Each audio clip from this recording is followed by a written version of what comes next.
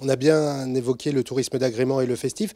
Un mot sur le tourisme d'affaires, les conventions, les événements professionnels. Paris est en lutte permanente avec d'autres villes et de plus en plus nombreuses à travers le monde. Comment vous pouvez améliorer l'offre touristique et là encore mobiliser les professionnels? Paris a été déclassé, là aussi, sur la question de l'accueil du tourisme d'affaires. Et c'est un grand problème parce que c'est de l'activité directe, c'est aussi de l'activité indirecte. Il y a des effets cascades, en fait, derrière le tourisme d'affaires. Moi, si les Parisiens me font confiance, je veux être un maire totalement investi sur la mobilisation pour accueillir les congrès, pour accueillir les salons. Vous voyez, quand on voit ce que font un certain nombre de maires de villes étrangères, ils n'hésitent pas à prendre leur téléphone, à se déplacer, à être des militants en quelque sorte de leur ville, à être des VRP de leur ville. Mais oui, vous regardez ce que fait Boris Johnson à Londres, de Londres, bon, il est VRP de sa ville. Moi, je pense que c'est le rôle, dans un monde dans lequel les capitales, les métropoles se livrent une concurrence effrénée, c'est le rôle du maire de se battre. Il ne faut pas hésiter, quand il y a un grand congrès, à décrocher son téléphone, à appeler, à se mobiliser. Ça fait partie du rôle du maire, parce qu'encore une fois, moi, je crois que le maire doit être complètement investi sur l'accueil. Mais dans le quotidien, la sécurité, la propreté, les événements, la qualité de ce qui est proposé à Paris, mais aussi dans la manière dont il revendique, dont il assume cette dimension.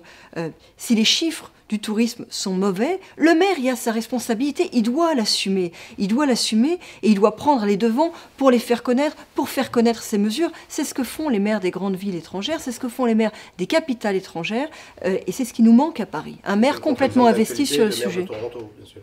Oui, évidemment. Un mot sur la notion de Grand Paris et l'évolution. Dans votre programme, vous voulez faire de certaines portes du périphérique des véritables portes d'entrée avec des activités particulières. Vous pouvez nous dire un peu quelle est la philosophie de ce projet? Oui, pour moi, c'est la prochaine étape dans le Grand Paris, en fait. On parle beaucoup du Grand Paris. Je crois au Grand Paris.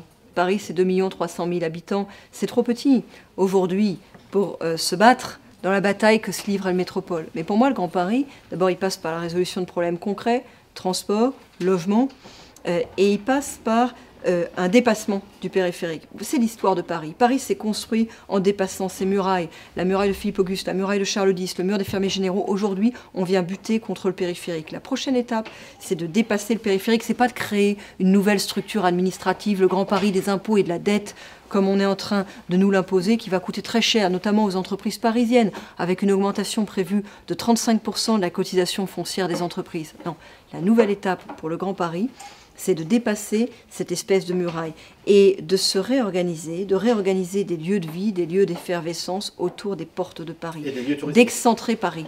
Et aussi des lieux touristiques, des lieux de nouvelles activités, excentrer Paris. Il n'y a pas que le centre de Paris qui vit, on peut créer des lieux d'une nouvelle modernité, d'une nouvelle urbanité autour des portes de Paris. Là, il y a du terrain, il y a des espaces à reconquérir. Le centre de Paris est plein comme un œuf.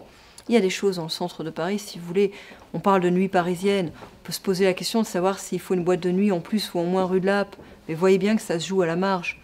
Alors que dans les portes de Paris, à Bercy-Charenton, en couvrant les voies de chemin de fer pour créer une ZAC de 60 hectares comme je le propose, en réinvestissant les tunnels du Baron Leroy, 3 nefs magnifiques qui posent aucun problème de voisinage sous les lieux de Bercy, là on reconquiert des nouveaux espaces et on crée cette effervescence dont Paris a besoin pour attirer à nouveau.